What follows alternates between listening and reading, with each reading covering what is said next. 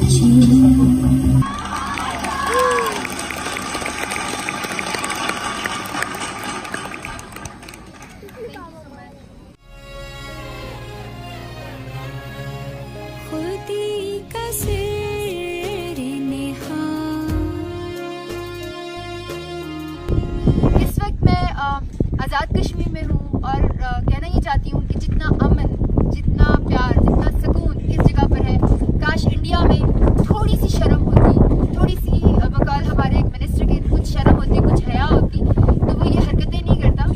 आप किसी भी मुल्क को जो है वो ताकत से नहीं जीत सकते, आप उस मुल्क को सिर्फ प्यार से जीत सकते हो, जो कि पाकिस्तान ने करके दिखाया है। और मोदी तो सर्टिफाइड होती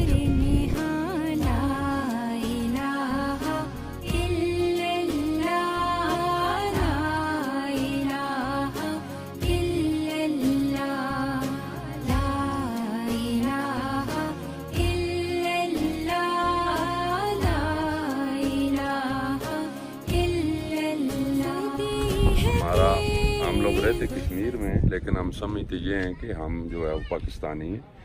पाकिस्तान और कश्मीर एक है। बाकी जो रह गए इंडिया के साथ जो कश्मीरी हैं, तो उनका तो जीना ही हराम हुआ है।